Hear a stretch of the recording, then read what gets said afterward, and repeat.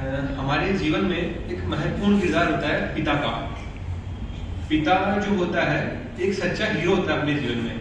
वो realistic cinema है, वो पर्दे पे नहीं दिखता पर अंदर से बहुत कुछ चीजें होती है जो उसके अंदर चलती रहती है। कविता शुरू करने से पहले मैं कुछ बात कहना चाहूंगा कि मैं कुमार विश्वास साहब का बहुत बड़ा फैन हूँ और मैं चाहता हूँ कि ये कविता किसी भी माध्यम से, सोशल मीडिया के माध्यम से, कहीं से भी उन तक पहुंचे, ताकि मैं अपनी बची हुई रचनाएं उनको सुना सकूं, उनसे कुछ बाहर लूट सकूं। और इस कविता का शीर्षक है वो शख्स तुम्हारा पिता होगा।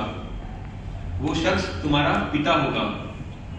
गौर करिएगा लफ्जों पे जरा, कि जो आदमी घर में सबसे ज्यादा बेचैन होगा, जो आदमी घर में सबसे ज्यादा बेचैन होगा, खुद फटा लिबास पहनकर तुम्हें नई जींस दिला रहा होगा, तुम्हें डांट कर तुम्हारे दर्द को महसूस कर रहा होगा, वो शख्स तुम्हारा पिता होगा। वो शख्स तुम्हारा पिता होगा।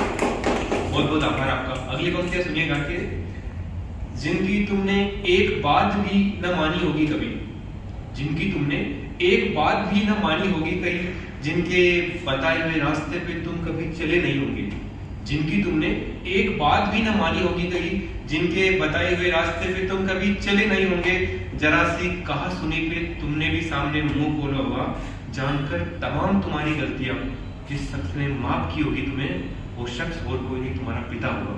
वो शख्स तुम्हारा पिता होगा।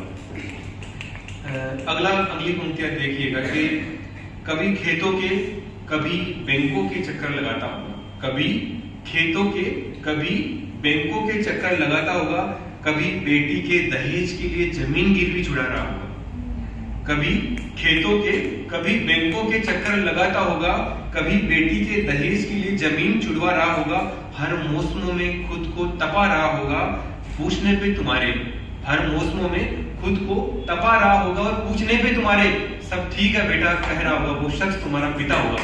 वो शख्स तुम्हारा पिता होगा। बहुत बहुत शुक्रिया। आखिरी पंक्ति सुनिएगा कि खुद दो जोड़ी कपड़ों में पूरा साल निकाल रहा होगा, खुद दो जोड़ी कपड़ों में पूरा साल निकाल रहा होगा, मगर तुम्हें नवाबों की तरह रख रहा होगा। बेशक ये पेड़ अंदर से टूटा मगर बाहर से खिला होगा, वो शख्स तुम्हारा पिता होगा। वो शख्स तुम्हारा पिता होगा। बहुत बहुत आभार आपका। पिता पे बहुत कुछ लिखा नहीं गया है। मेरी दरअसल लिखने वालों से जरा सी शिकायत है कि कभी जुल्फों पे बालों पे लिखते रहते हैं, कभी पिता पे माँ पे ठहर कर लिखिए। तो ये दो किरदार ऐसे हैं माँ और पिता का, जिन पे जो खुद शब्दावली है, जिन पे आप जितना भी लिखोगे आपको लगेगा कि कम है। और जब हम समझदारी के पड़ाव में आते हैं, बाप का किरदार लगता है कि नहीं यार, माँ और पिता बस दो ही किरदार है दुनिया में सच्चे हैं, बाकी सब ऐसा लगता है कि फैंटेसी है। तो पिता पे एक छोटी सी कविता और पढ़ रहा हूं मैं आपके सामने। पिता को प्रेम जाहिर करना नहीं आया।